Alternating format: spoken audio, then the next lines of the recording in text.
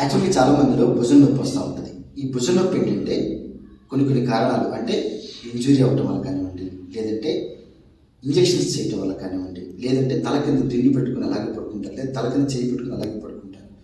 So అలా జరగటం వల్ల ఇక్కడ ఉండే కండరాలు అనేవి పట్టేస్తాయి. ఇక్కడ ఉండే కండరాలు పట్టేస్తే ఫలితంగా ఏమవుతుంది, కొంతమంది ఏం చేస్తారంటే కండరం పట్టేసినప్పుడు పైకి లేపితే నొప్పి వస్తూ ఉంటుంది. సో ఒకవేళ పైకి లేపినప్పుడు నొప్పి వస్తుంది అంటే మ్యాక్సిమం అందరూ చేసే పని ఏంటంటే పైకి లేపడం ఆపేస్తుంటారు. సో మరీ ముఖ్యంగా 40 ఏళ్ళ పైబడిన వాళ్ళు కానివ్వండి, లేదా 50 ఏళ్ళ పైబడిన వాళ్ళు కానివ్వండి, ఈ చెయ్యి పైకి లేపడానికి ఇబ్బంది పడిపోతూ ఉంటారు. ఒకవేళ చెయ్యి పైకి లేపితే ఏమవుతుందో ఏంటో అని చెప్పి అనుకుంటూ ఉంటారు.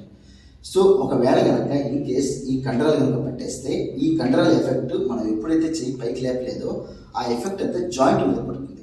మనకి షోల్డర్లో 3 రకాల జాయింట్లు ఉంటాయి. ఒకటి ఇక్కడ ఉంటుంది, ఒకటి ఇక్కడ ఉంటుంది, ఒకటి ఇక్కడ ఉంటుంది. సో మెయిన్గా పట్టేది షోల్డర్ జాయింట్, గ్లీనో హ్యూమరల్ జాయింట్ అంటారు. ఈ గ్లీనో హ్యూమరల్ జాయింట్లో మనకి ఈ బాల్ అండ్ సాకెట్ జాయింట్ అంటారు అనమాట.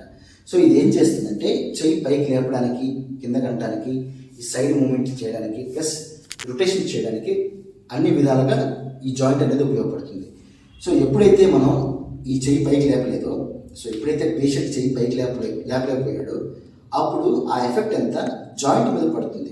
ఆ జాయింట్ మీద పడి జాయింట్ అంతా స్టిఫ్ అయిపోతుంది, లోపలంతా ఒక ఫ్రీజ్ అయిపోతుంది అనమాట. సో ఈ ప్రాబ్లమ్ ఏమంటారంటే ఫ్రోజన్ షోల్డర్, లేదా అడ్హెసివ్ క్యాప్సులైటిస్, లేదా పిఎస్ షోల్డర్ అని చెప్పి అంటారు. సో కొంతమందికి ఏంటంటే డయాబెటీస్ అనేది సెకండరీగా అసోసియేట్ చేస్తుంది ఈ ప్రాబ్లమ్ని. కొంతమందికి ఏంటి డయాబెటీస్ లేకపోయినా సరే ఈ ప్రాబ్లమ్ని అసోసియేట్ చేస్తాయి. సో ఈ ప్రాబ్లమ్కి మనం ఎలా దీన్ని సాల్వ్ చేసుకోవాలి, ప్లస్ సిమ్టమ్స్ ఏంటి, ఒకవేళ ఈ ప్రాబ్లమ్స్ వస్తే సిమ్టమ్స్ ఏంటి అనేది నేను మీకు ఎక్స్ప్లెయిన్ చేస్తాను. ఒకవేళ కనుక ఫ్రోజన్ షోల్డర్, లేదా అడ్హెసివ్ క్యాప్సులైటిస్, లేదా పిఎస్ షోల్డర్ ఈ గనక వస్తే సిమ్టమ్స్ ఎలా ఉంటాయి? ఈ సిమ్టమ్స్ ఏంటంటే మెయిన్గా చెయ్యి ఇలా వెనక్కి పెట్టుకోలేకపోవడం. ఈ చెయ్యి ఇట్లా వెనక్కి పెడితే ఇలా వెనక్కి వెళ్ళకుండా ఇక్కడతో ఆగిపోతుంది. ఇంకొకటి చెయ్యి వెనక్కి ఇలా పెట్టుకోలేకపోవడం. ఈ 2 మూమెంట్స్తో పాటు ఈ చెయ్యి ఇట్లా రొటేషన్ చేయలేకపోవటం, అలాగే చెయ్యి స్ట్రైట్గా ఇలా పైకి లేపలేకపోవటం, ముందుకు లేపినప్పుడు ఇంతవరకు లేకపోవటం. కొంతమంది ఏంటంటే ఇక్కడ వరకు లేస్తుంది ఈ మూమెంట్లో, కానీ కొంతమందిలో ఈ మూమెంట్ చేసేసరికి ఈ రేంజ్ వరకే వస్తుంది. సో ఇంకొకటి ఏంటంటే చేసేటప్పుడు కూడా ప్రాపర్గా చేయాలి.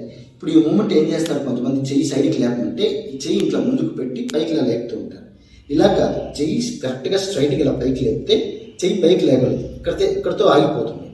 సో ఇలా సిమ్టమ్స్ ఉంటాయి. ఇంకొకటి ఏంటంటే చెయ్యి ఇలా వెనక్కి పెట్టుకోలేకపోవటం. ఇలా కొన్ని సిమ్టమ్స్ ఉండటం వల్ల ఈ భుజం పట్టేసిందని మనకు అర్థమవుతుంది. సో దీనికి ట్రీట్మెంట్ ఏం చేయొచ్చు? ఇలా భుజం పట్టేసినప్పుడు దీనికి ఫిజియోథెరపీలో ట్రీట్మెంట్ చేయాలి. యాక్చువల్గా అయితే దీనికి ఫిజియోథెరపీలో మాత్రమే దీన్ని ట్రీట్ చేయగలరు. ఎలా?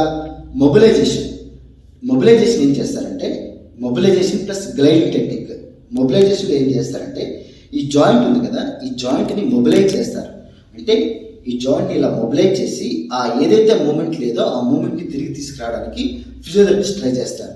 అలాగే గ్లైడింగ్ టెక్నిక్, ఏదైతే జాయింట్ కనుక పట్టేసిందో ఆ పట్టేసిన జాయింట్కి గ్లైడింగ్ టెక్నిక్స్ అంటే కొన్ని గ్లైడింగ్ టెక్నిక్స్ ఉంటాయి, ఫిజియోథెరపిస్ట్ మాత్రమే తెలుస్తాయి.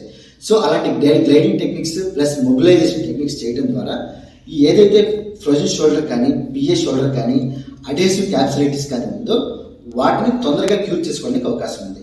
కొంతమంది ఏం చేస్తారంటే దీన్ని స్టార్టింగ్ స్టేజ్లోనే గుర్తించి తీసుకోవాలి, సొల్యూషన్ తొందరగా తీసుకోవాలి. కొంతమంది ఏం చేస్తారు, చెయ్యి పైకి లేపలేకపోతున్నాం కదా, సో మెల్లిగా లేపుదాం అని చెప్పి అనుకుంటూ ఉంటారు. అలా కాదు, ఏదైనా స్టార్టింగ్ స్టేజ్లో ఉన్నప్పుడే కొంచెం ఈ మొబిలైజేషన్ కానివ్వండి, లేకపోతే గ్లైడింగ్ టెక్నిక్స్ కానివ్వండి తొందరగా చేస్తే రికవరీ కూడా చాలా తొందరగా ఉంటుంది. అలాగే కొన్ని ఎక్సర్సైజెస్ ఉంటాయి, తాడులాగా ఎక్సర్సైజ్, ఏదైతే మనకి మొబిలైజేషన్తో పాటు ఈ షోల్డర్ పుల్లి అంటారు. ఈ షోల్డర్ పుల్లితో కొన్ని టైప్ ఆఫ్ ఎక్సర్సైజ్ చేస్తే పైకి కిందకి, ఇలా షోల్డర్ పుల్లితో పైకి కిందకి, అలాగే సైడ్కి చేసే ఎక్సర్సైజ్ ఉంటాయి అవి. సో ఇవి నేను చూపిస్తాను మీకు ఎలా చేయాలి ఏంటి అనేది పక్క వీడియోలో వస్తుంది, చూడండి ఒకసారి. సో ఇలా ఈ జాయింట్ని కనుక మనం రిలీజ్ చేస్తే తొందరగా రిలీజ్ అయ్యే ఛాన్స్ ఉంది. దాంతోపాటు ఎంత తొందరగా కనుక భుజం పట్టేస్తే అంత తొందరగా ఫిజియోథెరపీ స్టార్ట్ చేసి ఫిజియోథెరపీ చేయించుకుంటే తొందరగా రిజల్ట్ ఉంటుంది, ప్లస్ రికవరీ కూడా ఫాస్ట్గా ఉంటుంది. చాలామంది ఇది గుర్తించక అలాగే ఉండిపోతున్నారు, అలాగే ఉండిపోయి జాయింట్ అంతా ఫ్యూజ్ అయిపోతుంది. ఎప్పుడైతే జాయింట్ ఫ్యూజ్ అయిపోతుందో రికవరీ కూడా చాలా స్లో అవుతుంది. సో ఇది అందరూ గుర్తుపెట్టుకోవాలి. యాక్చువల్గా మెయిన్గా నేను చెప్పాలనుకున్న విషయం ఏంటంటే early prevention is better than cure.